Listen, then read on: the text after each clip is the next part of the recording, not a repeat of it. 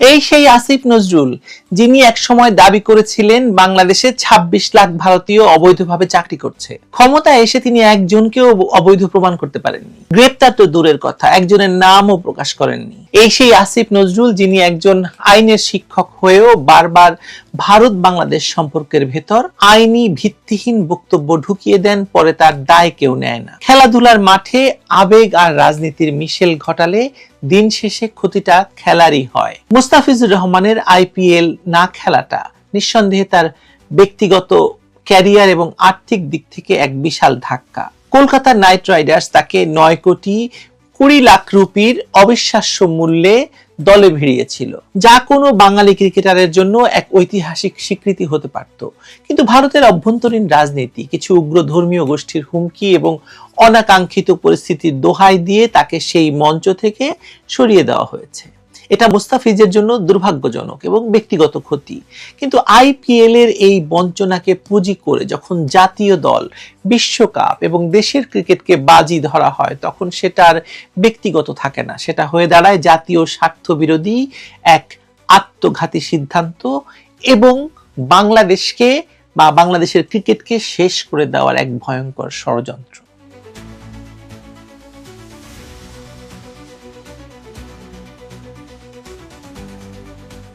একটা সরল প্রশ্ন দিয়ে শুরু করি। মুস্তাফিজুর এই মুহূর্তে বিশ্বের সেরা 10 পেস বোলারের একজন? উত্তরটা আপনারা জানেন।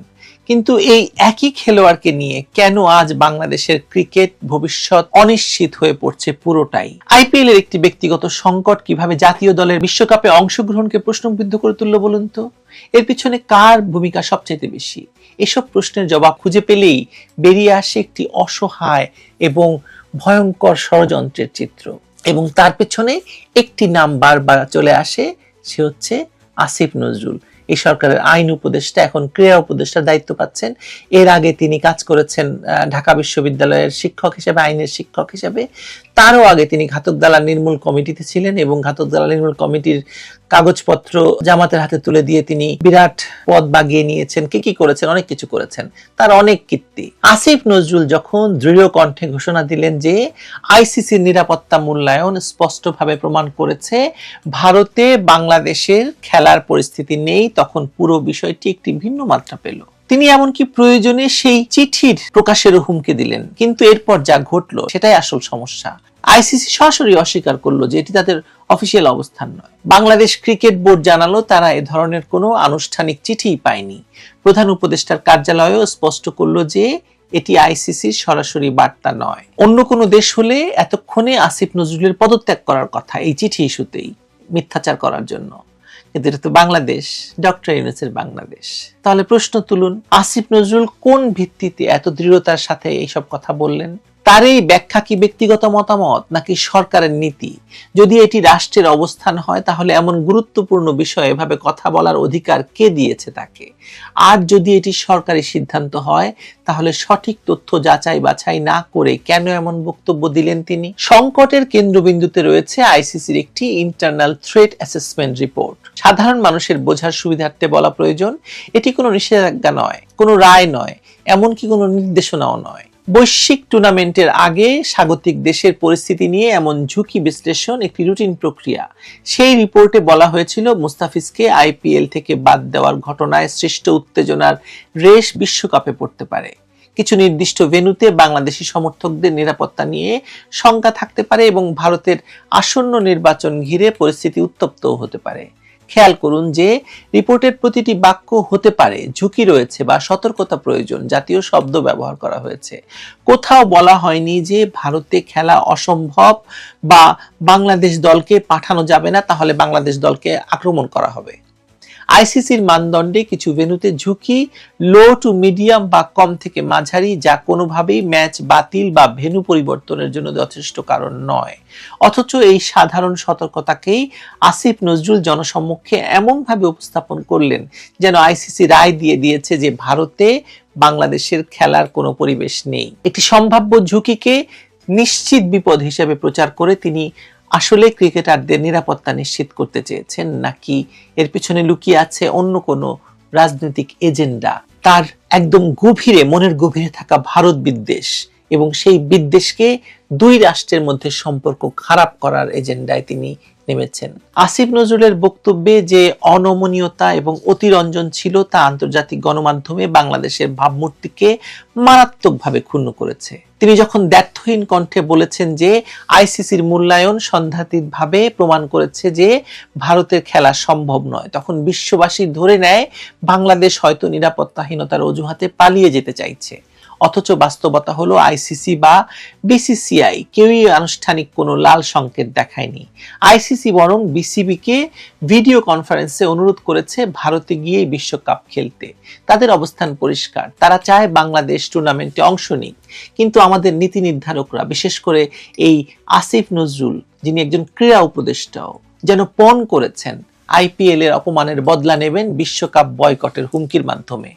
আইপিএল ভারতের ঘরোয়া লিগ, সেখানে মুস্তাফিজের না থাকাটা দুঃখজনক হলেও সেই ক্ষোভ প্রশমনের জায়গা বিশ্বকাপ হতে পারে না। বিশ্বকাপে অংশ নেওয়ার জন্য বাংলাদেশ ক্রিকেটকে অনেক পথ পাড়ি দিতে হয়েছে, অনেক কিছু করতে হয়েছে। বিশ্বকাপ মানে জাতীয় পতাকা, জাতীয় সঙ্গীত এবং কোটি কোটি মানুষের স্বপ্ন। আর আইপিএল হচ্ছে একটি ফ্র্যাঞ্চাইজি লিগের বঞ্চনার প্রতিশোধ নিতে গিয়ে বিশ্বকাপের মতো মঞ্চকে প্রশ্নবিদ্ধ করা কেবল অপরিণামদর্শী নয়, বরং ক্রিকেটীয় শিষ্টাচারের চূড়ান্ত লঙ্ঘন, খেলার নিয়ম ভঙ্গ।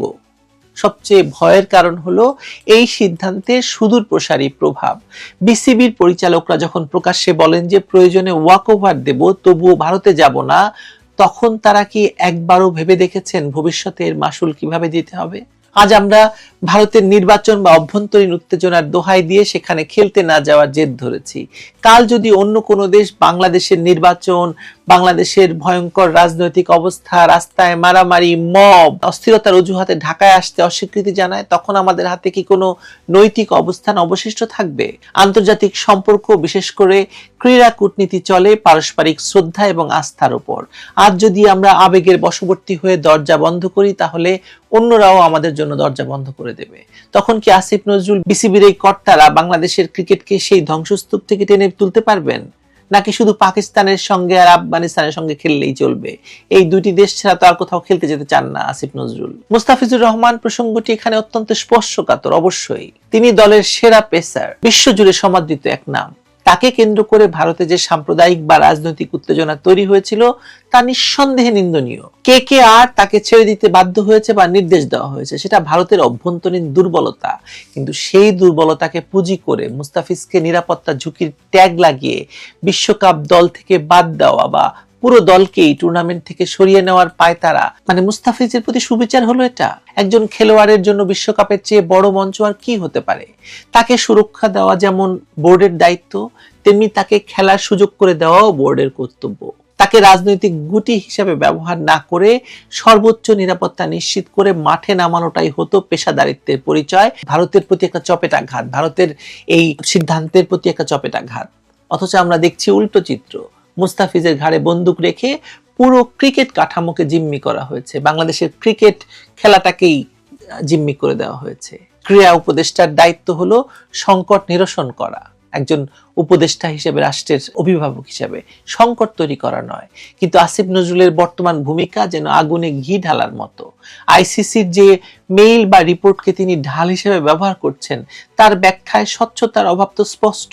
প্রধান উপদেষ্টার দপ্তর থেকে যখন বলা হলো এটি আইসিসির আনুষ্ঠানিক অবস্থান নয়, তখন ক্রীড়া উপদেষ্টার অনর অবস্থান প্রশ্নবিদ্ধ হওয়াটা স্বাভাবিক। তিনি কি রাষ্ট্রের অবস্থান পরিষ্কার করছেন, নাকি নিজের ব্যক্তিগত বা দলীয় আক্রোশ মেটাচ্ছেন? তার এই ভারতকে শিক্ষা দেওয়ার মিশনে মাঝখান দিয়ে বলি হচ্ছে বাংলাদেশের ক্রিকেট। ভারতের মতো শক্তিশালী ক্রিকেট বোর্ডের সঙ্গে বিবাদ বা দূরত্ব তৈরি করে বিশ্ব ক্রিকেটে টিকে থাকা কঠিন। এটা নতজানু হওয়া নয়, এটা বাস্তবতা। মর্যাদার লড়াইটা হওয়া উচিত মাঠের ক্রিকেটে, ব্যাটে বলে, সংবাদ সম্মেলনের গরম বক্তব্যে নয়। আইসিসির সর্বশেষ অবস্থান আরো পরিষ্কার। তারা বিসিবিকে অনুরোধ করেছে ভারতে গিয়ে বিশ্বকাপ খেলতে। তাদের মূল্যায়নে ভারতে বাংলাদেশের জন্য বড় কোনো নিরাপত্তা ঝুঁকি নেই, কিন্তু কিছু ভেন্যুতে মাঝারি ঝুঁকি থাকতে পারে, কিন্তু সেটি ম্যাচ স্থানান্তরের মতো কারণ নয়। তাহলে আমরা কেন নিজেরাই নিজেদের সরিয়ে নিচ্ছি? আসিফ নজরুল হয়তো ভেবেছিলেন আইপিএল এর বিষয়ে কঠোর অবস্থান নিয়ে ভারতকে একটা শিক্ষা দেওয়া যাবে, কিন্তু বাস্তবতা হচ্ছে এতে ভারতের কিচ্ছু হলো না। ভারতের কোনো ক্ষতি হয়নি, বরং বাংলাদেশের ক্রিকেট দুর্বল হয়েছে। ভারত তাদের আইপিএল নিয়ে ব্যস্ত, তাদের কাছে বাংলাদেশের খেলা না খেলা কোনো বড় বিষয় নয়, কিন্তু বাংলাদেশের জন্য তো এই বিশ্বকাপ অত্যন্ত গুরুত্বপূর্ণ। আর মুস্তাফিজের জন্য বিষয়টা তো আরো জটিল। তাকে আইপিএল থেকে বাদ দেওয়া হয়েছে, কিন্তু বিশ্বকাপেও যদি না খেলানো হয় তাহলে সেটা তার জন্য দ্বিগুণ শাস্তি। একদিকে ব্যক্তিগত আর্থিক ক্ষতি, অন্যদিকে জাতীয় দলেও তিনি যোগ দিতে পারলেন না, একটা বড় ধরনের বঞ্চনার শিকার হলেন। এটি কি ন্যায্য? দেশের সেরা পেসারকে বাদ দিয়ে বিশ্বকাপ জেতার কোনো পরিকল্পনা? আমি জানি না। আসিফ নজরুলের এই সিদ্ধান্ত বাংলাদেশের ক্রিকেটের জন্য দীর্ঘমেয়াদী ক্ষতির কারণ হবে, এটা নিশ্চিত। আন্তর্জাতিক ক্রিকেটে বাংলাদেশের অবস্থান এখনো শক্ত নয়। এমন পরিস্থিতিতে রাজনৈতিক বার্তা পাঠাতে গিয়ে খেলা বর্জন করা আত্মঘাতী, যেটা শুরুতে বলেছি। ভারত হয়তো এক সপ্তাহ পরেই ভুলে যাবে বাংলাদেশ এলো কি এলো না, কিন্তু বাংলাদেশের খেলোয়াড়রা, সমর্থকরা এই ক্ষতি বয়ে বেড়াবে দীর্ঘদিন। আমরা কি ক্রিকেট খেলতে চাই, নাকি ক্রিকেটকে রাজনীতির হাতিয়ার বানাতে চাই? আসিফ নজরুলের বর্তমান নীতি দ্বিতীয়টাকেই প্রাধান্য দিচ্ছে। এতে হয়তো তার ব্যক্তিগত সন্তুষ্টি হবে এবং মনে করবে যে তিনি জিতে গেছেন, কিন্তু বাংলাদেশের ক্রিকেটের ভবিষ্যৎ অন্ধকার হয়ে গেল। আমাদের মনে রাখতে হবে যে ক্রিকেট বাংলাদেশের মানুষের কাছে কেবল একটি খেলা নয়, এটি ঐক্যের এক বিরল প্রতীক। রাজনৈতিক মতভেদ, সামাজিক বিভাজন সবকিছু ভুলে মানুষ এক হয় এই পতাকার নিচে, ক্রিকেটের খেলাকে কেন্দ্র করে। সেই ক্রিকেটকে যদি নোংরা রাজনীতির হাতিয়ার বানানো হয়, ভারত বিদ্বেষের নোংরা ভয়ঙ্কর অস্ত্র বানানো হয়, যদি আইপিএল এর ক্ষোভ মেটাতে বিশ্বকাপকে বলি দেওয়া হয়, তবে ইতিহাস আসিফ নজরুলকে ক্ষমা করবে না, বাংলাদেশের ক্রিকেট ইতিহাস তো করবেই না। মুস্তাফিজের আইপিএল না খেলাটা ছিল একটা ধাক্কা, কিন্তু ভুল সিদ্ধান্তে বিশ্বকাপ থেকে সরে আসা, বিশৃঙ্খল পরিস্থিতি তৈরি করা হবে মহাবিপর্যয়। আসিফ নজরুল এবং বিসিবির নীতি নির্ধারকদের এখনই বুঝতে হবে, দেশপ্রেম মানে অন্ধ আবেগ নয়, দেশপ্রেম মানে দেশের স্বার্থ রক্ষা করা। আর এই মুহূর্তে দেশের স্বার্থ হলো সব শঙ্কা উড়িয়ে দিয়ে বুক চিতিয়ে বিশ্বকাপে অংশগ্রহণ করা এবং মাঠের পারফরমেন্স দিয়ে সব অপমানের জবাব দেওয়া। পালিয়ে গিয়ে বা ওয়াক ওভার দিয়ে আর যাই হোক, বীরত্ব দেখানো যায় না, কেবল নিজেদের দেউলিয়াত্মই প্রকাশ পায়। ভালো থাকবেন সবাই।